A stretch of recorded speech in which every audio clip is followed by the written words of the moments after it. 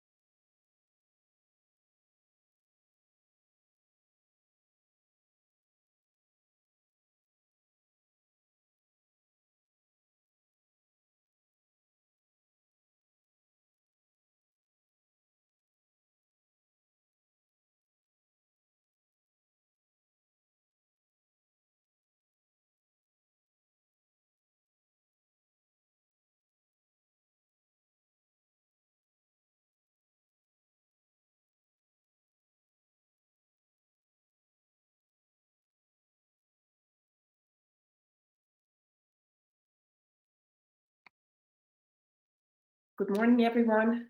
Let's wait a few minutes. Still, it's almost 10. We can wait until 10:05, and then we will start.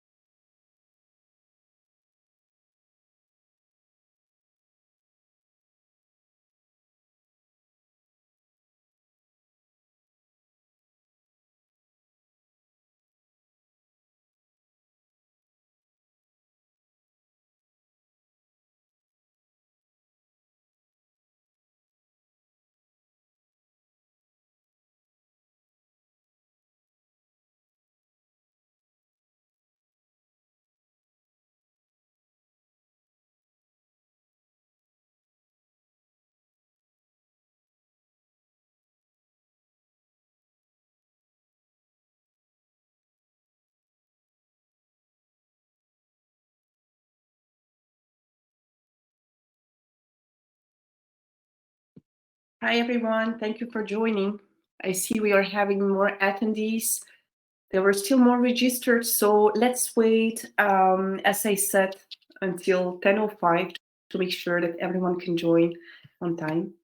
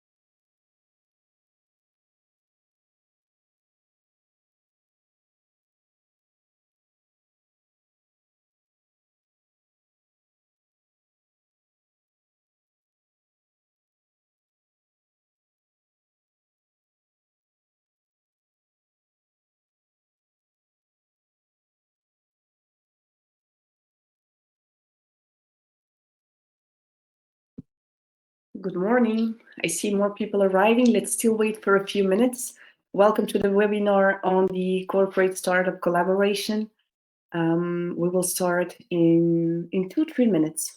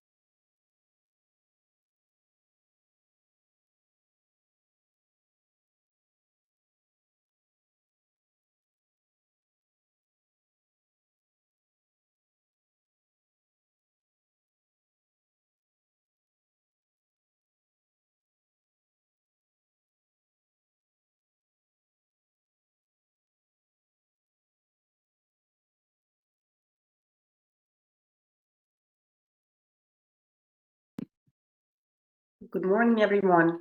It's 10:04. It's time to start the webinar. I will share my screen right away.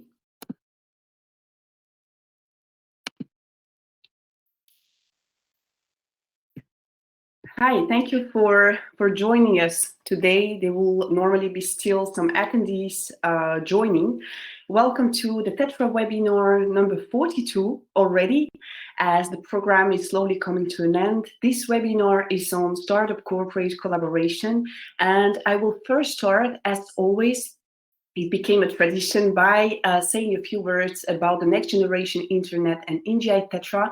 I know that for some of you it will be redundant as you follow us since the beginning, but we have some attendees from who are external to the project. So I would like to say a few words about the initiative. So the Next Generation Internet Initiative is a program launched by the European Commission in 2016, and its aim is to build the future internet as an interoperable platform ecosystem that embodies the values that are dear to Europe, such as transparency, data privacy, cooperation, protection of data and openness.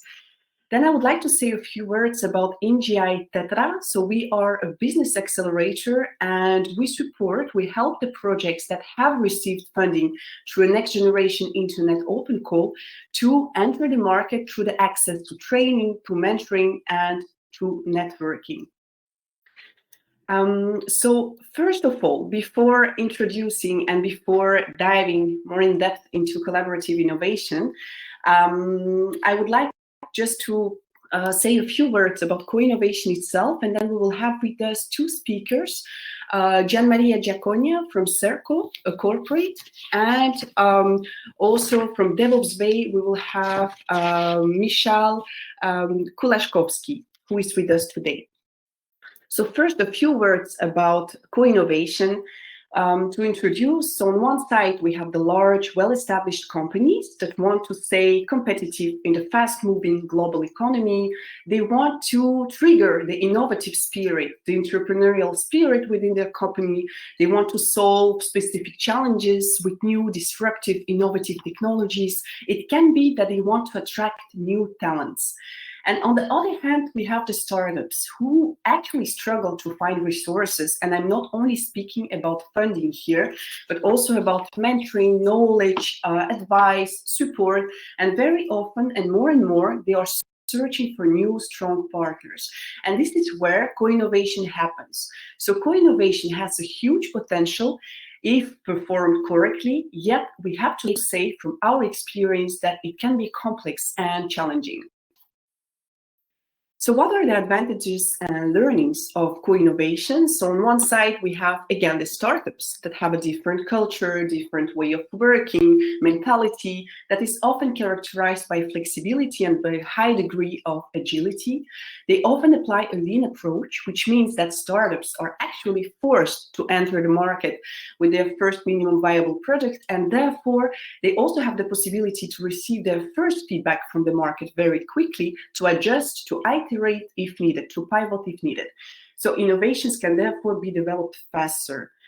They also have an inherent entrepreneurial innovation culture.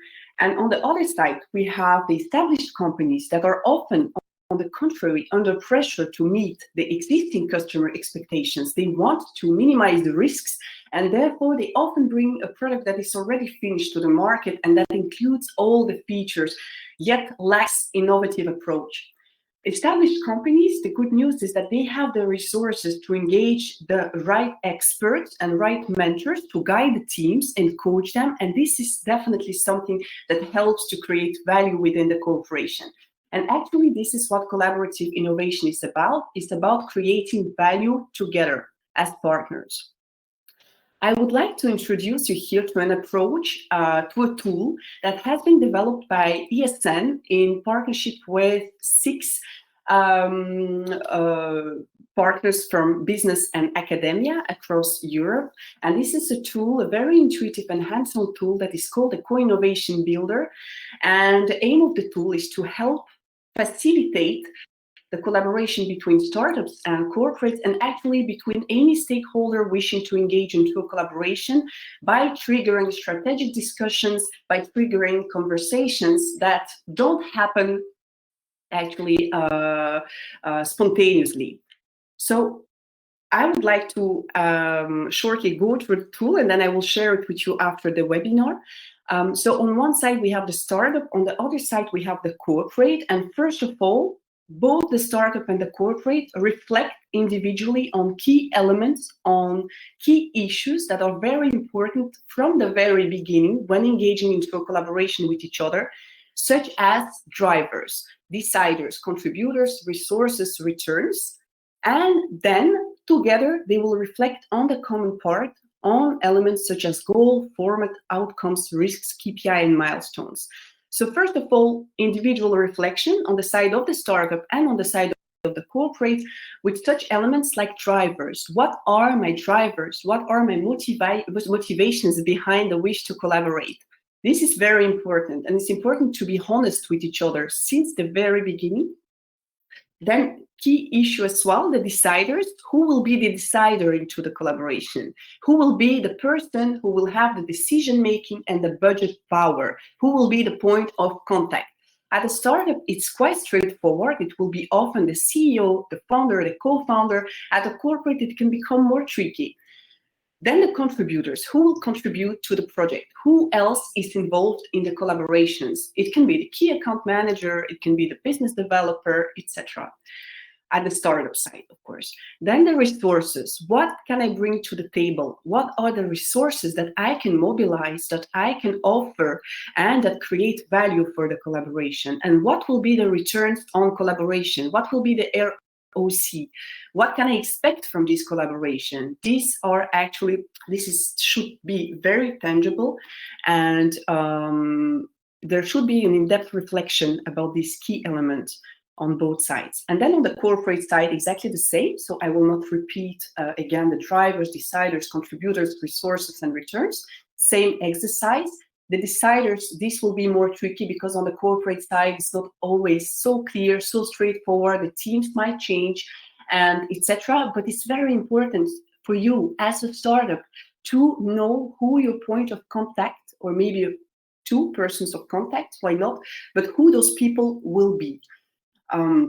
That you can communicate with, and that they will not have to transfer any communication to different departments before being able to answer your questions. And then together, they reflect on the collaboration part. So what is the goal? What is the objective of our collaboration? Where will the collaboration lead? What is the format? So what is the type of collaboration we will engage in? It can be, for example, co-development of a product and or service. It can be that the corporate welcomes the startup into its incubator or accelerator. It can be supporting the startup on the corporate side by providing some offices, some material, etc. It can be different kinds of format. Outcomes. So what are the expected results of the collaboration? Outcomes, the risks, and this is something, these risks and KPI and milestones, these key elements are crucial, and very often on both sides, these are topics that are not brought to the table, because, I mean, who wants to talk about what can go wrong? And very often this is the case, that on both sides, we don't talk about what can happen, what can go wrong, as I said. What are the possible common risks with regard to the collaboration? And this is very important. The KPI and milestones, so the key performance indicators and the milestones. How do you know that the collaboration worked? How do you measure the success actually here? What are the milestones? What are we going to do this year, next year, in 2-3 years? So it's already mapping actually the collaboration. So this is a tool that can be used, as I said, by startup, by corporate, but it also can be used by a startup wishing to engage into collaboration with the government, with a university, etc. So it's actually for any stakeholders that want to engage into a collaboration. So I will share with you the tool after the webinar. And now I only have one question for you is, are you ready? Are you ready to engage into a collaboration? So I will also, you can see here, share with you the test. It's for startups. It's also for corporates to assess the collaboration readiness. And now I would like to let the floor to our first speaker, Gian Maria Giaconia from Cerco, a corporate, who will share his experience. And Gian Maria, please, the floor is yours. I will stop sharing my screen. And you can go ahead with your presentation. Good morning. Thank you very much, Adele. Thank you for being with us, Gian Maria. Okay, thank you very much, Adele. I don't know why I couldn't unmute myself, but it's working now. Okay. Good morning, everyone, and thank you again, Adele and NGI Tetra, for inviting me and inviting Circo to have this speech. This is a very, very crucial moment because, as you will see in the space sectors and regarding the space economy, there are a lot of opening opportunities for big corporation and also for the startup. So what you said before, it's probably vital to understand and to find the best way to go forward.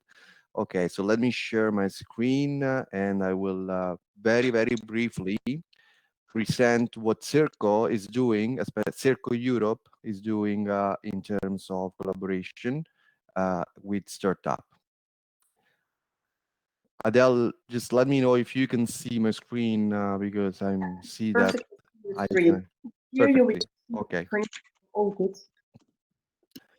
Okay, that's gonna be a 30 minutes speech, but of course, feel free to do any questions and let's try to make it interactive because I don't like to speak all alone and not seeing you in face. I couldn't really understand if you're getting the message here.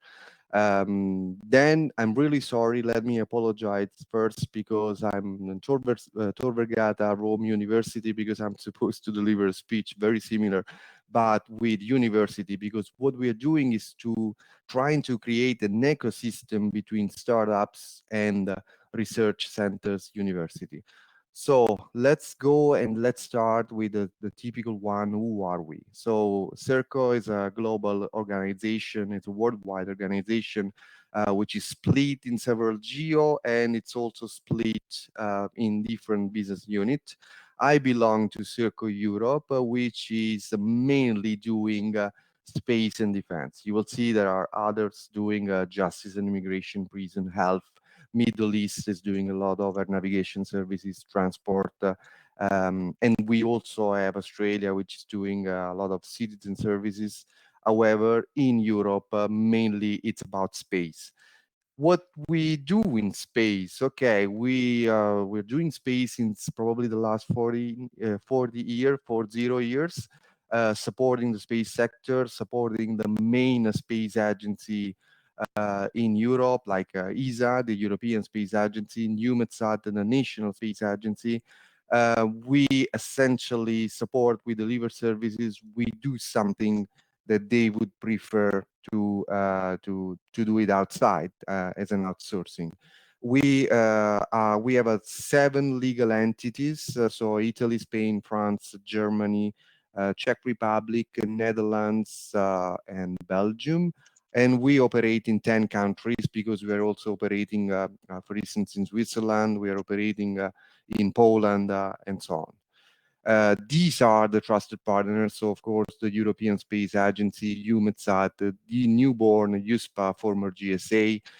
Then we have a national space agency like the French, the Italian, the German one, and we have other European agencies which are more or less involved in the space project. And of course, which are the pillars we support? We support essentially the 3 main pillars of the space. Copernicus, which is it's also called the eye of the eye from the space of the Earth. So it's essentially Earth observation satellite sentinels. Galileo, which is about navigation, so GNSS, European. And then we have also the other one, which is less but not important, which is communication, so sat communication. I will focus my presentation on Copernicus because here we have a lot of opportunities in the coming years. And then the idea is to create this ecosystem between startups, research centers, and university to support what will be the next 10 years vision of the Copernicus program. So this is what we currently do for ESA, which is, of course, the service owner. We collect all the data coming from the satellites, and this is called Data Hub. So Serco is responsible for collecting all the data. And probably if you are not really aware of what Copernicus is, I can tell you there are several satellites, each one with different payloads. And for instance, there is one satellite just taking pictures, so with optical and image. There is other satellites with have SAR technology, so it's radar. Other satellites which are taking information about atmospheric composition, level of SO2, CO2, and stuff like that. And it's many of them. So we generally we talk about Sentinel-1, Sentinel-2, Sentinel-3, Sentinel-4, and Sentinel-5 in all the version. So what happened? Then we collect all the data, we process the data. You can imagine the data needs to be processed, needs to be a little bit changed, and we host this data that can be used by anyone. Data is free. Okay, this is very important. You don't need to pay for the data because it's already been paid by the European citizen with their taxes. So it's free and it's there. So you can go and you can download the data, you can do yourself, you can make things action. So let me see what is coastal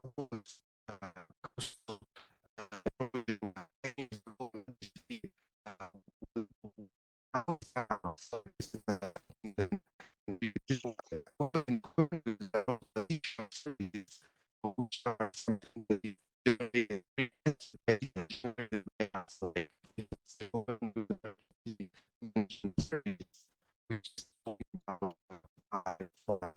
And Maria, we hear you a bit. I don't know if I'm the only one, but we hear you a bit with your voice is coming out strange.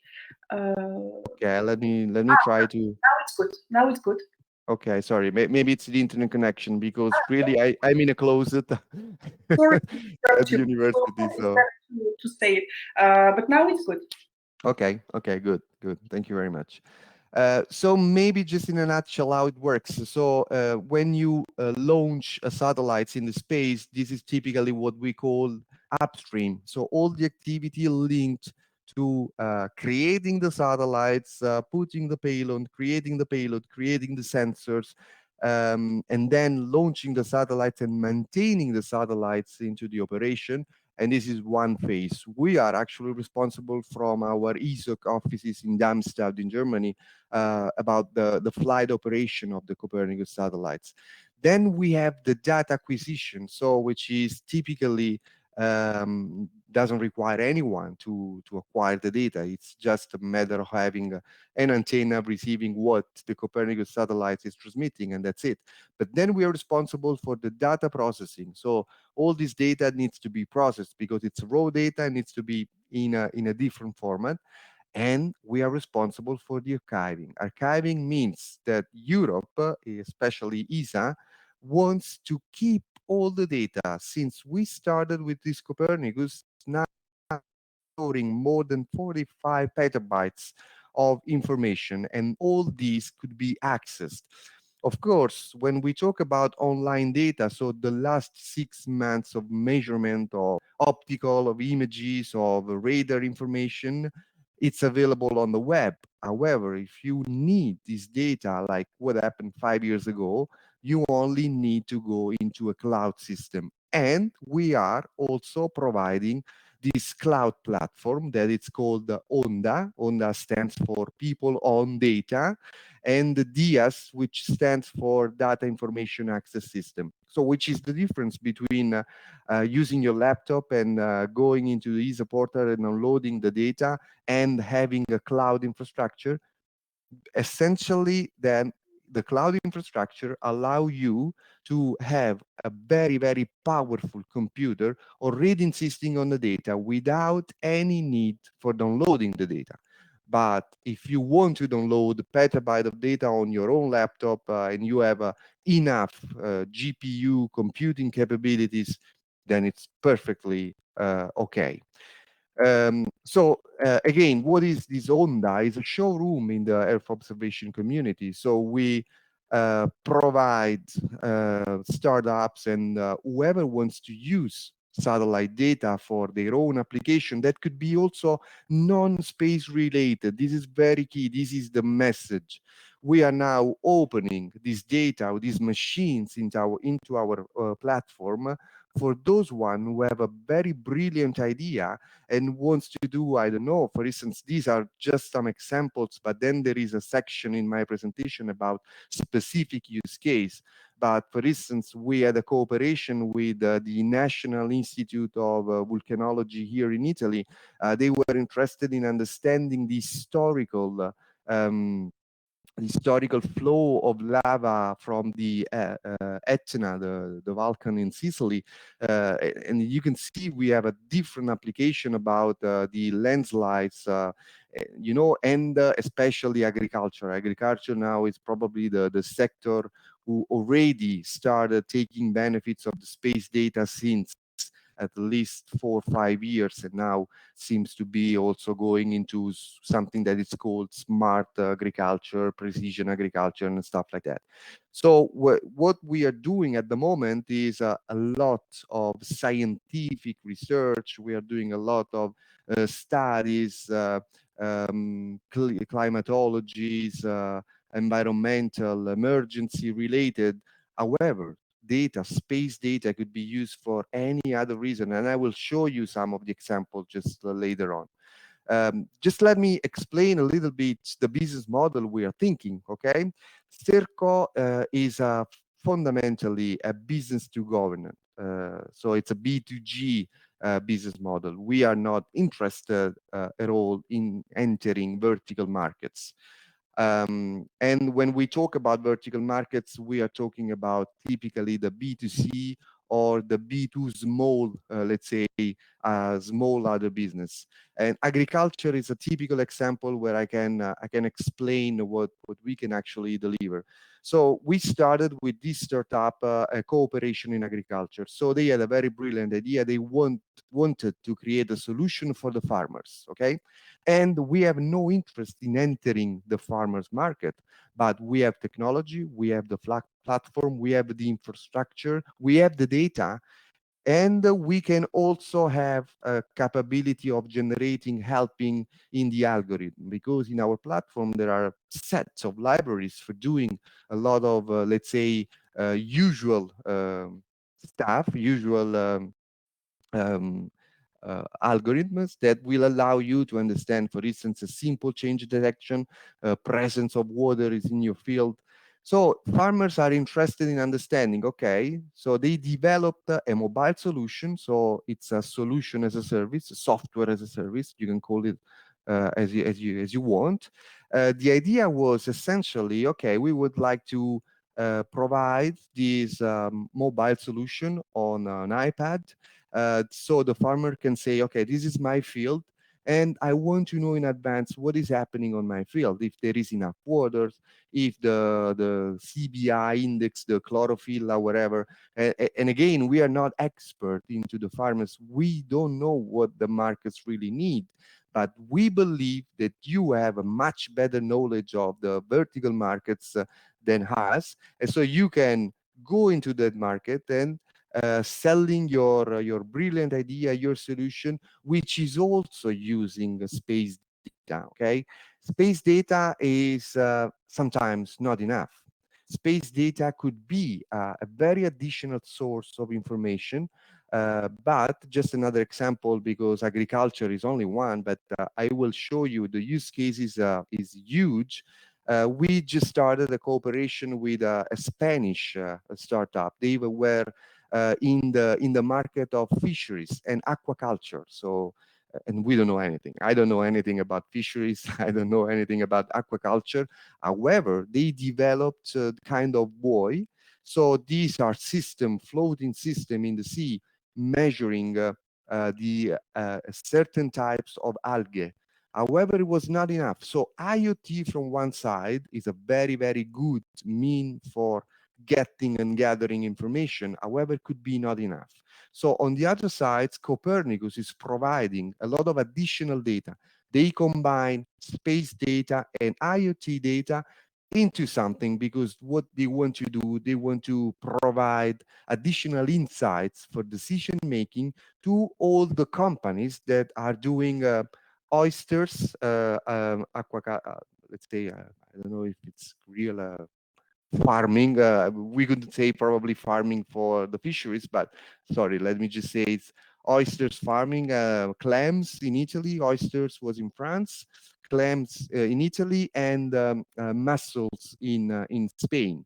So the idea is that they can provide them a very useful insight, okay, and information like, look, the oyster is not going to be very, very good if you don't do something about the percentage of these algae, or maybe the salinity of the sea is not the right one, and stuff like that. So these are just two examples, but let me show and go very quickly into the possible use cases. So as I said before, the first one we started was the smart farming, agriculture, and what is called the CAP monitoring. CAP stands for Common Agriculture Policies. You know, now a lot of states in Europe, they are giving money to the farmers. If you want to be a farmer, that if you want to grow, I don't know, maize or maybe corn or whatever you want to do it, you can ask your government to be funded and get some money. But of course, government has to check if you are really growing that special type of stuff they would give you money for. No? So it's and physical inspection for checking. Can you imagine how much does it cost? But we can do that from the space. So Copernicus is taking a picture, is making a radar image, is combining all the information together, and we can tell you if you are growing corn, or if you are growing flavor, or if you are growing any other plant in the world, because we have a spectrographic information of that specific kind of vegetation that is growing. And this is very good for the government, so they can check directly from the laptop what is actually growing in your own farm, and not going physically to the place. Urban monitoring, we collaborated very recently to the Rome municipality, because they were interested in understanding if, for instance, the road was actually much better now or 5 years ago. And we find out that the main street of Rome, they had a terrific impact. So we generated at the end a vector file saying, look, where it's green, it means that the road, the asphalt condition was much better now than 5 years ago. So very well done, good job for the administration of the municipality of Rome. But as you can see, all the other streets which are not really visible, they are even worse. So, and we could give a kind of numbers to the municipality to understand where do they have to do some specific intervention on the asphalt, and could be even predictive maintenance of the asphalt. Or, for instance, other application for the urban monitoring was about some kind of buildings we were measuring. They were going down. They were actually going down because there was a river underneath, and of course, it was built in the wrong location. And these could be, maybe now we're talking about 1 millimeter per year, and it's still not still okay. But once it will be 5, 6 centimeters, it's going to be a very big problem, and something needs to be done. And maybe better to do something in advance than doing something when tragedy is already there. And then we have all the studies and stuff we did for the climate change effects. So for instance, we were also being called during the COVID for the specific evaluation of the PMI in Italy, where we demonstrated that actually the pandemic and the lockdown were very, very bad things, but on the other side, pollution level were very, very, very, very low.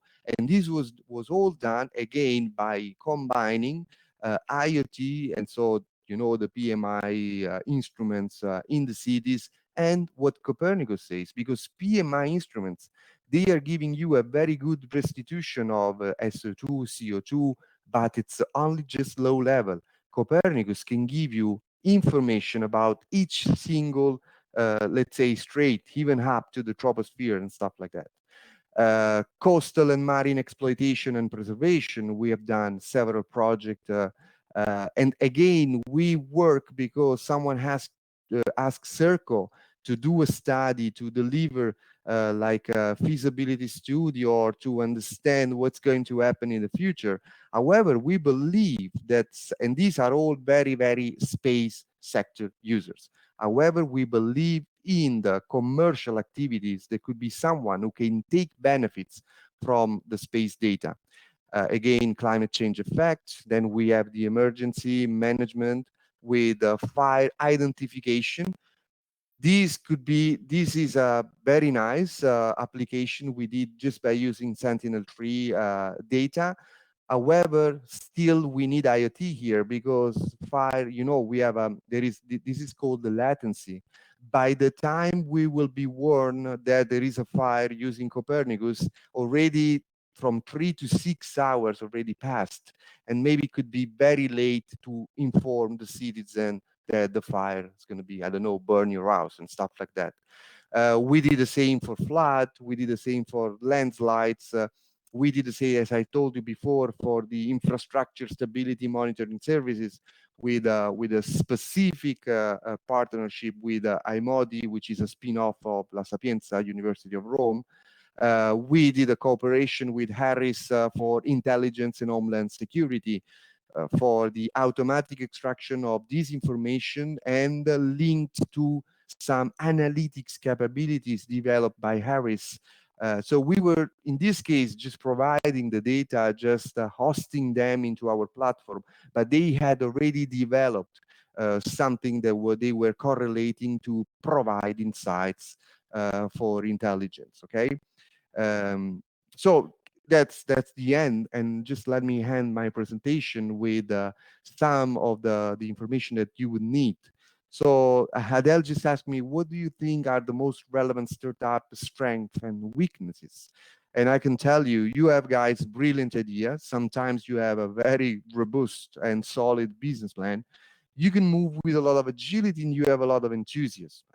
So I believe this is a win-win for both, for a big corporation like Circle, and for young startup with brilliant ideas and a lot of enthusiasm into starting some solution for non-space sector, but using space data. And what are your weaknesses? I believe, of course, lack of capital, and so starting, it may cost to develop this idea, having an infrastructure, accessing all the data, trying, this application, this solution could sometimes hinder your development path. But then that's why there are big corporations with a lot of money, though they can just help you and take advantage of the opportunities that that arise, especially in the space economy. Of course, the undeveloped network is another one, because you may not essentially know all the market, but we do. So we have a huge network, especially with government. So in fact, what we are thinking is that if let's suppose we came up ending with a very nice solution for the world, The idea is to have like a government solution for someone who wants to check the overall solution, and the solution for in this case of agriculture, for the farmers, or for the B2B, B2C, or even for the citizen, if you are interested to see the level of pollution, and you want to check, like you do with your app, you check the weather, right? So maybe you can even check with and with will be the level of PMI in the atmosphere tomorrow, and then we can provide this kind of information for paranoid people that they don't want to go out, or maybe they want to wear a special mask for anti-pollution. Second one, so why do we want to work with you? As I said before, you have a sometimes very brilliant idea, very robust business plan. So, and but especially you may have a better knowledge of the vertical markets. This is our experience. Like the agriculture before, we don't know what the farmers needs, what the farmer wants, which are the real pain of the farmers, and then we don't talk with them because our business is in the space and not in agriculture. So, or we enter the agriculture business, or we just let someone else with knows a lot of agriculture and farmers needs to do their job, and we provide, we help, we incubate, we host the solution into our platform. We believe this is a winning idea rather than entering all the markets in the world, because space data is opening at least 9 different sector markets. We can really cannot enter nine different sector markets. Second one, the short time to market to develop and adapt your solution to the market needs in a startup. It's quickly as I can do this. And it's very, very fantastic. In the big corporation, sometimes takes a lot of time. So there is a governance processes, very hard processes that sometimes it's really hard to fight. So you are much, much better in doing these kind of things. And these could be the advantages. Advantages, of course, for us. Advantages for you could be, of course, accessing capital, accessing infrastructure, unlimited means to develop your ideas. Because once the agriculture company came to us and said, yeah, but we will need still to an algorithm, don't worry, because we are cooperating with the university, and we are funding their PhD, and they are developing just the algorithm that you were looking for. So we could provide also kind of scientific research. We can help you, of course. We have a very, very big and strong marketing power, and we can help you into the commercialization of your idea. And of course, industry access per mentoring, as we always do in all our incubation project. That ends my presentation. Of course, this is my email, so feel free to contact me anytime if you want additional question. And I invite you also to go and the website of Onda, where you can check with your own, let's say, fingers, what we are doing, in which sectors, and in which way you could be involved. Thank you so much, Gian Maria, for this very insightful presentation. I know that you have to rush because you have another presentation in a few minutes. I also see that there are a few questions in the chat, in the questions and answers. Let me know if you can answer one question or two before going. I see you shared your email address, so the participant can also get in touch with you after the webinar. So let me know, would you have the time to do one or two questions? Absolutely. They Great. they still didn't knock the door in the closet, so I'm okay. Perfect. There are three questions actually here, and maybe you can have a look by yourself in the questions and answers on the left. So the first question is, how long did it take to reach such a business model, taking into consideration the ecosystem, the required technologies, the team of experts that I imagine must be diversified? This is one. Exactly. It's a very good question, and I can tell you it depends on, you used to say, the TRL, no, the technological readiness level of your algorithm. For instance, in case of the agriculture, we were really lucky because we could do everything in 6 months. So starting from the signing the cooperation with this company, with this startup, was an Italian startup. We were lucky in identifying the gap. So they were missing some information they would provide to the farmers. Otherwise, it would have been really aesthetic and not useful, not providing future forecast inside. So what you need to do in your farm to have it a better harvest. That's at the end the final question. So we were lucky. It took 6 months. Let's say hosting, loading all the algorithm, more or less for developing the prototype, and then it was very easy because now everyone can do a technology on over the web, or making an app. Even now we are using a very brand new system for exchanging a Zoho. So can you see that it didn't exist just 6 months ago? We were using Teams, Zoom, and stuff like that, and now there is another one. So the web component, the user interface for the farmers was developed unbelievably in, I believe, in 1 month. The core, the kernel of all the solution was probably developed in 6 months. And the most important parts, the algorithm, was a kind of artificial intelligence algorithm they were looking for, was actually developed with the help of the university. So they were lucky. But I would say that no more than 1 year could be the time for doing this, because unless the idea is technological, completely new and outside of our expertise, then it should be 12 months, because from 6 to 12 months. Because if you ask me to do something to retrieve some information on the space data, the answer could be or yes or no. Sorry, this is not possible because we don't have enough space resolution within Copernicus. We could add additional data on top. Okay, this is another matter. Or maybe we don't have the time space, the frequency, because the satellites is not stuck in that position and take picture. No, it just need to go there in a while, and then maybe you are doing something that requires a less frequency, and then maybe it's not suitable. So we have, of course, an internal validity, and if it's not possible, just the answer is simply no. But if it's possible, then it's extremely easy to implement into the platform. Thank you. Thank you so much for your answer. I hope it answers your questions, Harris.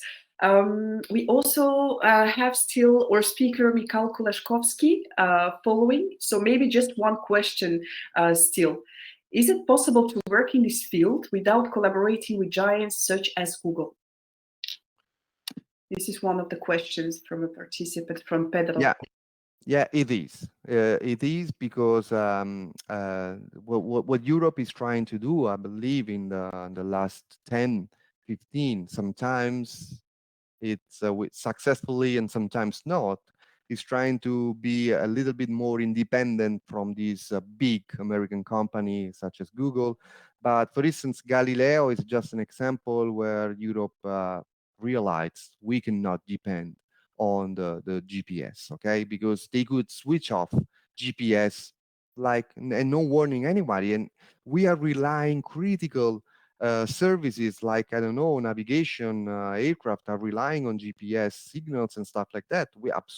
This is not possible. So Copernicus is something that moves towards the direction of being completely independent. So if you compare what NASA, of course, is collecting the Landsat, and Google is using some of this data, okay? So they are using, of course, American satellite data, but Copernicus has created a set of European, belongs to European, it belongs to you, data belongs to you. So we have now, I can say we are completely independent. We can do anything without asking US. Of course, Onda still hosts also the American data, because also their data is free, and then we can do a comparison. We even host very high resolution data from another US company, because at the end of the day, we cooperate together and we can work together. So for instance, in Honda, you will find a Maxar data, which is another data provider. Maxar provide data with sometimes 1 meter resolution. 1 meter, you mean it's 1 pixel is 1 meter. So it's I can see everything essentially. And I can do a lot of nice stuff with a very high resolution data. But again, we can absolutely, we are independent. We can create this European solution without asking this big giant any help at all. And we have the knowledge and the expertise and the skills to develop also our own algorithm. So I'm fully confident we are completely on the right path. Maybe US is still a little bit more a step, let's say, ahead, but absolutely this is the direction. Great, thank you. Thank you, Jamaria, for being with us again, for your great presentation. And I shared your email address in the chat again. So if participants have any more questions regarding potential collaboration or regarding the presentation, then they can get directly in touch with you. But thank you so much for your time. I know you have There was another one. There was another one about the climate change and global warming from yes, indeed, Raquel. indeed. Just so feel free to contact me, and I will share all the research studies, publication, because then this is what we do. Also, we work with research centers and university. We also do a lot of Horizon 2020 projects. So and we have some findings, some information. Absolutely, I will completely available to share all the information. Great, that's great. And then also because we have our speaker Mikal, who is waiting here, and you have another presentation now.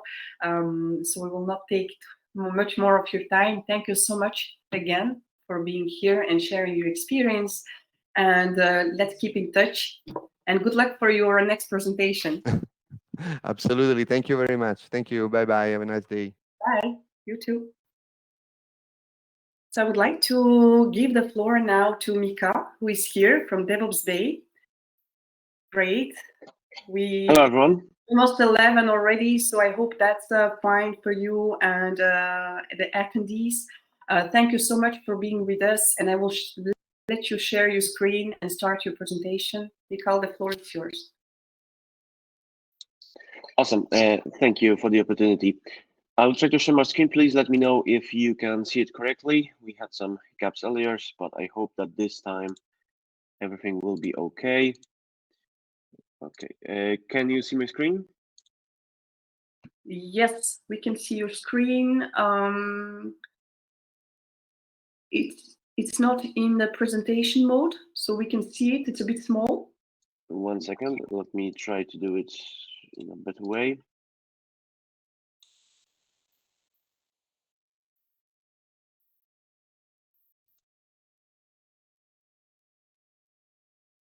Okay. Is it better now? Let's wait. Can you make it a little bit bigger? Okay, so we're already in the...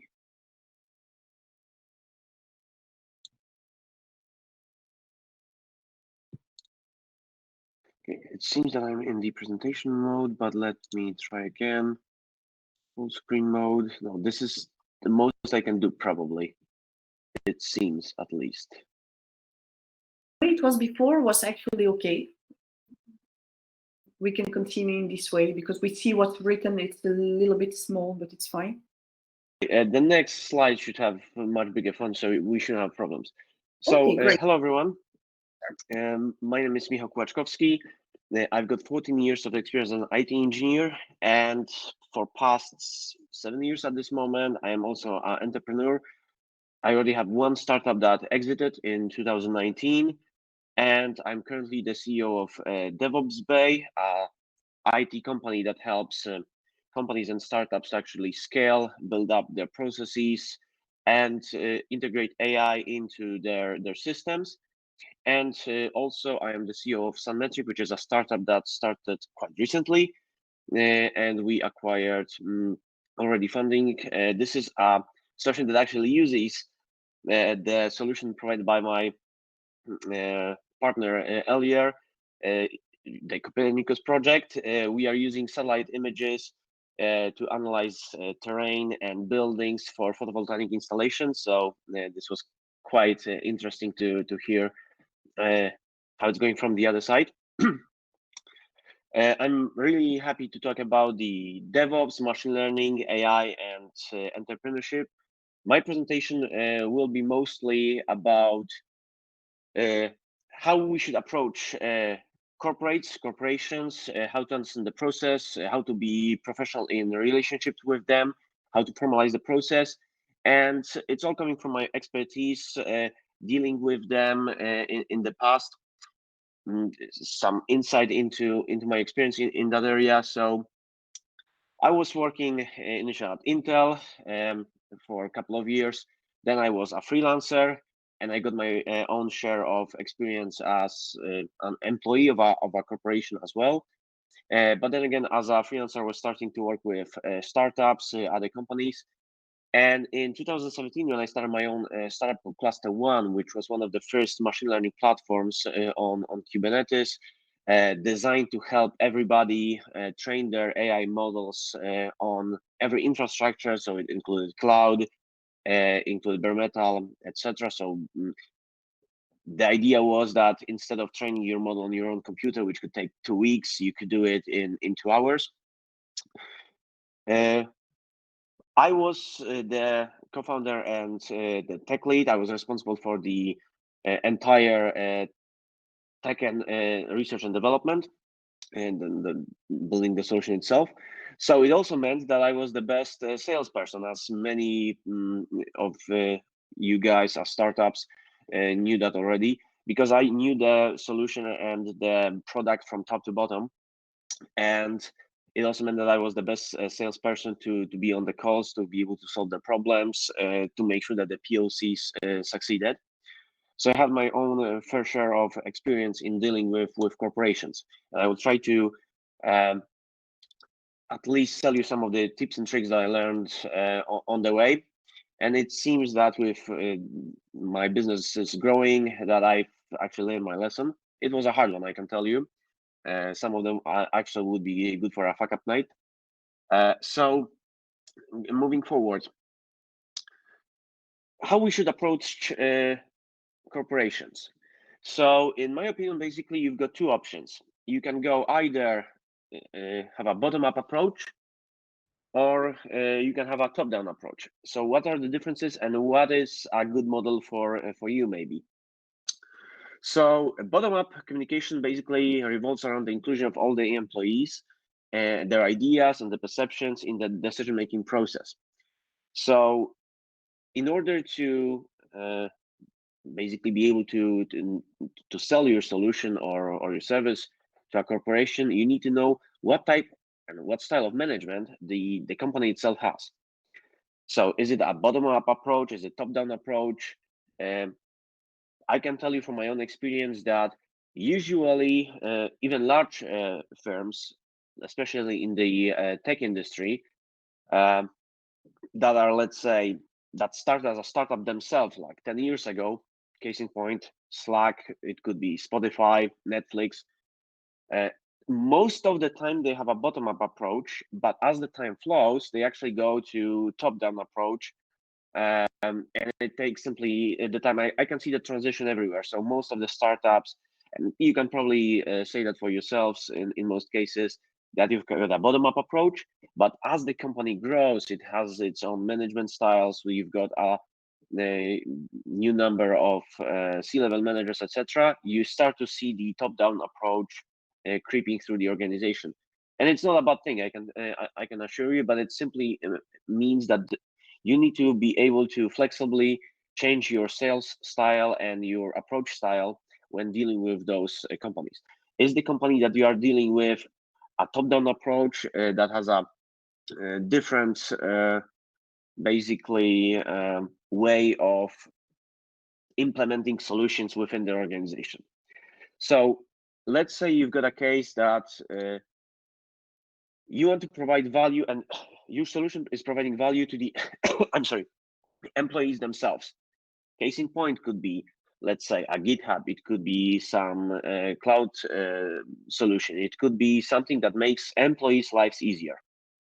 So the best way to sell your solution possibly could be to simply through an indirect approach, basically try to approach the employees themselves through either a marketing campaign or through direct approach on LinkedIn or whatever, and try to make sure that they understand the value and sell the employees themselves on the solution. And then there's a hope that they will bring this idea to their managers, and they will actually make it happen, and it's going and the solution itself is going to be applied as a company-wide solution. I recommend a reading of Slack history because Slack was one of those solutions that basically it was a revolution for the startups and for small companies on how to organize work and how to be able to work remotely. It was not the first of its kind solution of its own, but it has the best sales process when it started, which meant that they were actually very efficient at not only selling their solution to the employees, but they actually provided value to the C-level managers and to CEOs and CTOs, and that was a big changing factor in their success. So, bottom-up approach. Okay, you are trying to do the seed round sales process. You go from the bottom, and that is very, I would say, that can be very efficient, but it also have some of its flaws. The issue is that you probably will not the only one that have a solution that is similar, that is providing value similar to yours. There's many competitors out there, and usually in companies, at least in corporations, the one that can actually convince the leadership that the value is the best usually wins, even though the employees can have a different opinion on the subject. Because sometimes some of the features that employees look after are not necessarily the solution that the leadership is looking for, or it's not providing enough value to actually be able to buy the license, etc. I know that sometimes it's harsh, but as a CEO of the company, I can tell you that even though sometimes a solution is, let's say, quite cheap, it can be $10 a month for a license. But when you've got when you want to apply that to an entire company and you've got 40, 50, 100 employees, that starts to the costs are creeping up quite quickly. And even though the employee themselves can, hey, it's only $10, for the company is usually not $10. It's much more to implement a solution like that. So you need to be able to put in their shoes and think how those managers do when they've got the spreadsheet and they've got the budget for the entire year, and you want to sell that solution to them. Even though it is providing value, it can be great, etc. But there are other factors that you need to think about. So, okay, we've talked about the seed solution, the bottom-up approach. But what about the top-down approach? So when you approach the old school companies, that are out here for decades, and they've got their own management style, they've got their own managers for everything. So with top-down approach, usually it's very important to know the decision maker, the real decision makers. There are many people in the corporations that I like to call them sharks. They know how to swim in that environment. They know how to basically push everything through the process and through the ladder. So in top-down approach, the issue is that not only you need to convince the top level leadership, you also need to deal with the C-level managers.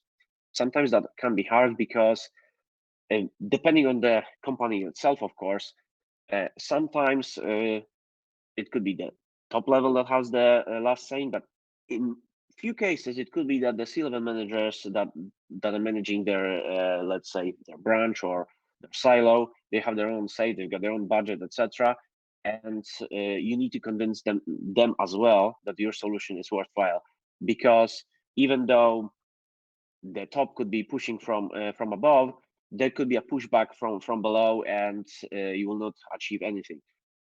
More important is also building some, I would say, point of contacts and making sure that you know who is responsible and who can actually put the final letter on your contract.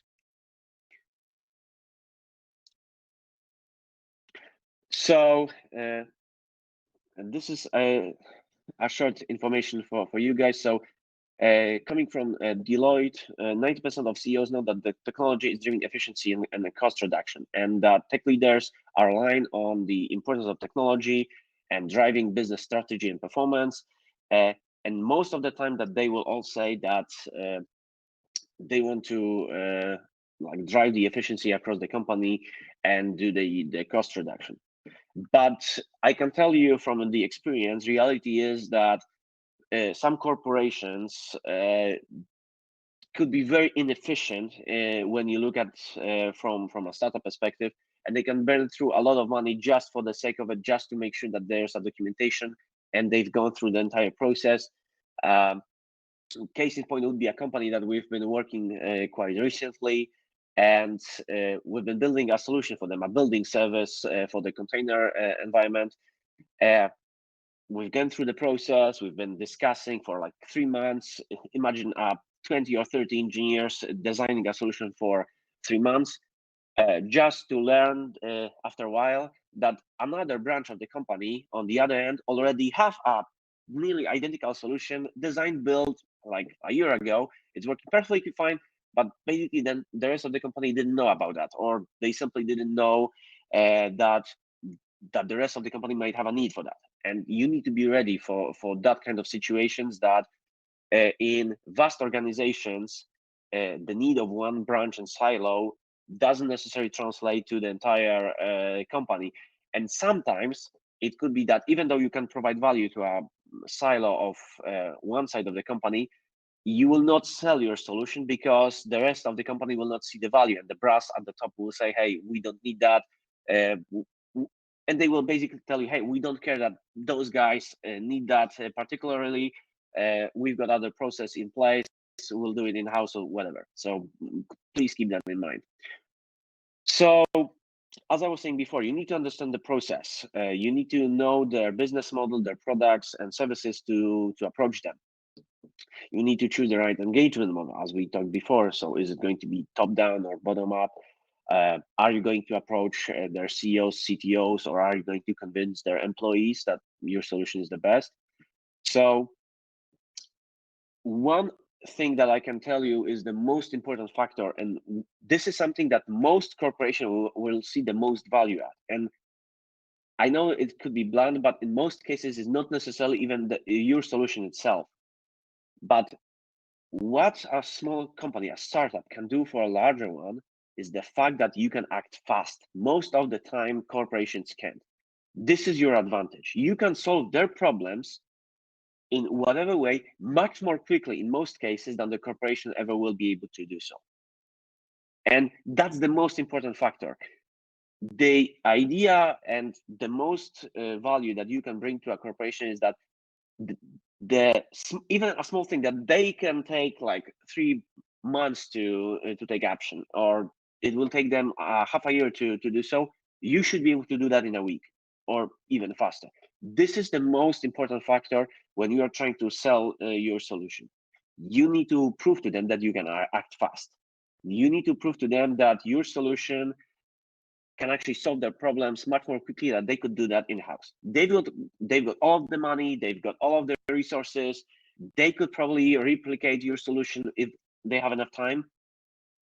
But in most cases, it's going to take them so long that it's going to be irrelevant at that point. You need to prove to them that you can be the person that they will go to when they've got a problem, and then you are going to win the contract. That's one of the most important things that I've learned as a startup entrepreneur and as a company right now that is dealing with corporations on daily basis as a solution provider and technology integrator. Another thing that I believe is extremely important is simply being professional. Like, you need to be able to speak the language. You need to know what an SOW is, statement of work. You need to know what a master service agreement is. You need to be prepared for a legal battle with them for 6 months. You need to be able to over communicate and be professional as they can be. I know of my own experience that startups usually don't have a great processes in place. Like, you've got a so small company that you don't need many of the processes that larger companies do have, which also means that if you didn't learn that on yourself, you won't be able to work with them effectively. You need to know that, for example, a manager of a corporation, he need to have a clear budget. He need to have a clear milestones on his timesheet. He needs to know exactly what you will be doing on their infrastructure, what you will be doing installing your POC or whatever service you are going to provide to them. And he also need to have some paper if somebody from above is going to ask him, hey, why are you implementing that solution? Why we are paying that much? So you need to make all of the materials. You need to be able to basically answer all of their questions before they are even asked for that. You need to, then your lives are going to be much easier and you are going to impress them. Most startups fail when dealing with corporations is simply because they cannot fulfill their process, or it takes them too long. Because, for example, if a larger company will ask you, hey, we need to have an SOW with, let's say, an order form, and we also need to have your security credentials, and we need your security processes, so our security team could check it out, and our legal team can check it out. If you don't have that prepared, I can tell you that before you will be to make that documents, it's going to be too late. They will fail. You are not going to impress them. There's going to be a note somewhere in the corporate system. Hey, those guys, nice solution, too early. We don't want to invest in that. We don't want to spend their money on them. It's too early for that. Too risky. Nobody will risk that. And this is something that you need to remember. Managers in corporations, they are usually doing risk assessments. They will tell you that, hey, this solution is very nice, it's going to help our lives, but they will basically tell you, we don't trust you. You need to grow a little bit more, then come back to us in 6 months, a year, etc., when you will be ready to deal with a company of our size. And as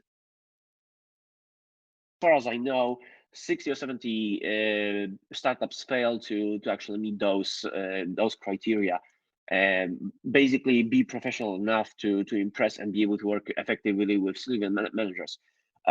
From a corporation perspective, also coming from my own experience, is that again, they will not risk their own money, they will not risk their time, and heads gonna roll if, for example, a startup that they've been working with fails, or there's going to be an exit or something, because they spent the money that they shouldn't have, they didn't do their jobs properly, they didn't do the background check correctly. So please keep that in mind when working with that. And again, working with startups enable larger companies to benefit from startup culture centered around speed and urgency to innovate and execute. That's the primary thing you need to learn. And the startup notion that being done is better than being perfect is glaring contrast to risk-averse, KPI-driven nature of large organizations. Those two factors, I believe, are the most important factors when dealing with companies, and use that to your advantage. That's how you are going to win. Again, it's going to be building on what I've talking before, but formalize the process. You need to know your partner. And one of the issues that we have, for example, in Cluster 1, one of the primary reasons why we failed, even though we've got an exit in 2019, we were bought by a larger pharmaceutical company. By the way, this is a case in point when you've got a scientist and engineer running the company. So we've built a great solution, but you forget to sell it. And what I mean by that is we were all focused on building the best solution we possibly can, building a perfect technical tech solution, building a service that would be reliable, robust, etc. That we forgot that we need to take, sometimes it's going to take 3 to 6 months to close a deal with corporation. And as a matter of fact, that for both Devil's Bay and Sunmetric and Cluster One, all of the companies that I was involved as a CEO, the closest, I believe, the most, like the quickest contract we've sealed with a corporation was around 3 months. That was the quickest one. So to get from A to B, to be able to seal the deal and actually get money on your account, in most cases takes months to close. Usually, I can tell you from my own experience, it takes 6 months to close a deal since the initial contact with them. Regardless of how great your solution is, unless you're a unicorn that is changing the infrastructure, like the landscape, it's going to take 6 months to close a deal before all of the legal work is done. That's usually takes the most time before all of the background checks, the security checks, close down. 6 months. I can tell you that that's how long it's going to take.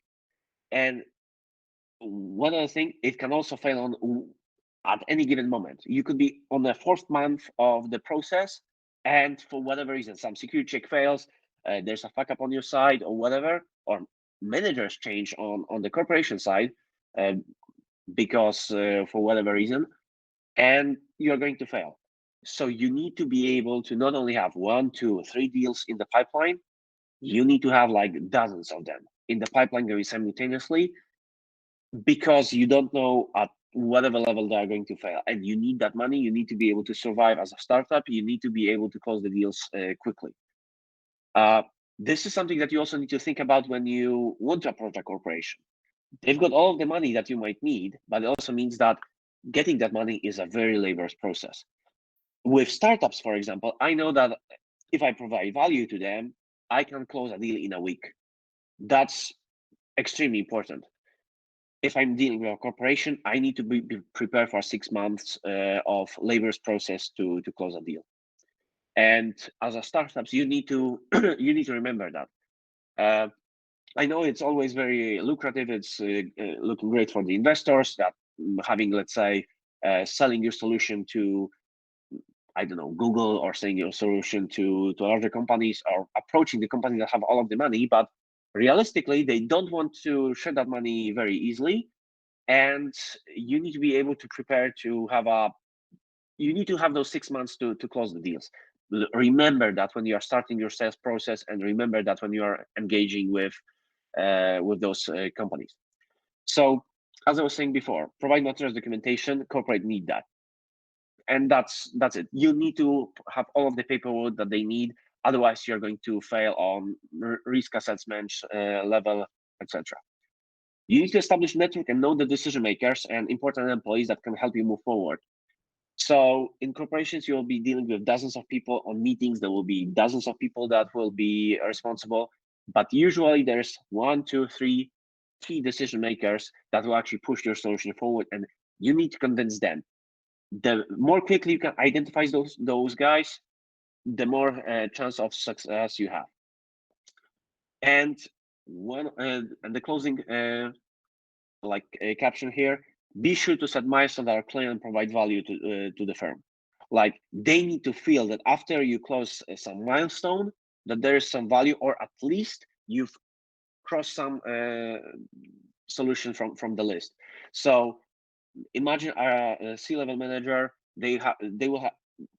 He's going to have his own list of things that he needs to take care of. Most of them will be his internal stuff, but you need to be able to say, hey, at this milestone, we'll have all of the paperwork, legal stuff will be completed. We'll have SOW. You will have all of the procedures in place. At that point, we should start to provide value to the company. It's going to happen in 2 weeks or a month or whatever.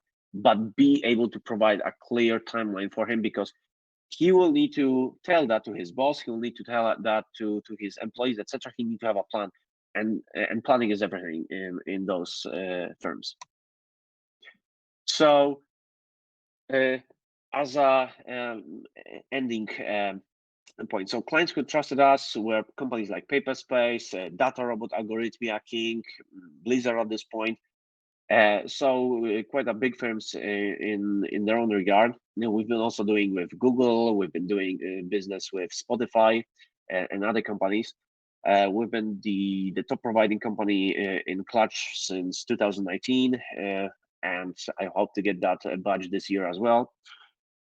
So what would be the conclusion for all of that? Be able to move quickly and be prepared on every level when you're dealing with corporations. The most important factor in startup collaboration with large organizations. And I could basically end my presentation at that one thing.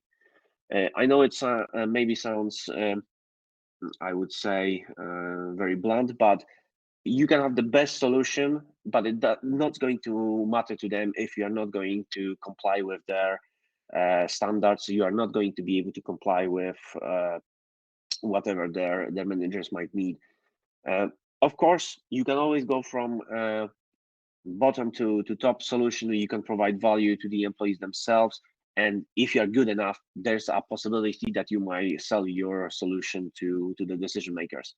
But be warned that it's going to take some time to close that, and this is a laborious process. So I'm going to end my presentation at that. I would be very happy to answer any questions you might have. Thank you. This was very interesting, Michal. Thank you so much for sharing your experience on collaborating with corporates. I really like the real life recommendations that you gave, and I can totally relate and definitely endorse from our experience with co-innovation. I see that there are questions in the chat, and one of the questions is, what do you think is the hardest part when approaching corporates? Okay, a very good question. Again, depends on the type of corporation you are dealing with. If it's a company that will start as a startup and has a more tech savvy and I would say more employee based structure, I would say that that legal work, having prepared all of the documentation, etc., that's the laborious process, and that can take, like, especially we are in Europe right now, and there's a different legal processes in continental Europe than in UK or US, and you need to be able to basically be able to work with legal workers from let's say the other side of the Atlantic. That was one of the hardest parts. There's simply a different approach of how they do business out there, and let's face it, majority of the startups are, especially the large companies right now, started as a US-based companies. They've got their own way of, I would say, they've got their own style. That's, I think, is the best words I'm looking for. And you need to be able to work with that. You will learn that there's a different approach to companies, like I call them old school, like Siemens. You will be different approach when you will be working with Volkswagen or a company like that, and it's going to be a different approach when you will be dealing with Tesla. And having to work with both of them, I can tell you that I think that was the hardest part. Like when you're dealing only with, let's say, European-based companies, there's a different way of doing things than in the US. And for myself, the biggest advantage was that I simply spent a year and a half in San Jose working at Google, because I simply learn how they think, how they operate. I would say that usually US-based companies are less, I would say, they are less focused on risk, and European-based companies usually, in my opinion, will be more concerned about, like, they will be working slightly slower, but usually the process actually is more streamlined because simply they've done that before and they are more open sometimes. Okay, I see there is another question. Yes, indeed. Okay, if we wanted to approach corporates, but rather for building partnerships with them, not directly selling them our product, do you think our strategy should be way different? That's a good one, but again, depends on the solution itself that you are selling. If you are providing mostly value to the employees, I would say try to sell direct your product. But again, to answer the previous question as well, depends on the company that you are dealing with. Partnerships are great, but usually, from my own experience, they don't provide value as quickly as you might think, and the money is not coming from that quickly enough. And for some startups, that could be an issue. Case in point, in Cluster One, we've had partnerships with NVIDIA, we've got partnerships with GCP, we've got so basically Google Cloud provider with AWS, etc. In the end, it didn't do us any good, because even though they were like, this was a helpful process, it was not enough to basically sustain the company and to work effectively. So I would say that trying to understand what is the biggest value selling point that you can provide is, if it's for the managers, I would try to directly approach them, try to build some partnerships, and then try to build value through that. Sometimes it can be enough. Partnerships usually are great for corporations, and they are usually more keen on building that, because there's a less risk for them. They don't usually put money on the start. They say that, hey, if you got a client, then we can collaborate with you guys. We'll build a partnership. We can, or we'll try to sell your product through our channels, etc. But I can tell you that in most cases, it's going to take so much time. Coming from a startup perspective, we always thought in the company that the corporations have we call that a glacier speed. So anything that you ask them to do, or you are going to work with them, it's going to take weeks, months to take action, and it sometimes could be very disturbing, and sometimes could be very problematic to startups when you have a short runway and you need to get money quickly and need to impress your investors, or you need to meet your KPIs. So please keep that in mind. Thank you, Michael, for answering the question. I think that there are no more questions, so we can slowly end this webinar. It's 11:30. Thank you for your time. Thank you for being here with us and for your insightful presentation. And if there are any questions, is there a way the participants can get in touch with you? Actually, there should be. Oh, I forgot about final slide of my presentation, so sorry for that. I can write it down to all attendees. Site of your company as well. Yes. So we have all the information. I just sent it in the chat, the website. Awesome, thank you. Perfect. And you sent your email address. Wonderful. Okay. Exactly. And by the way, if you want to, I'm really happy to help.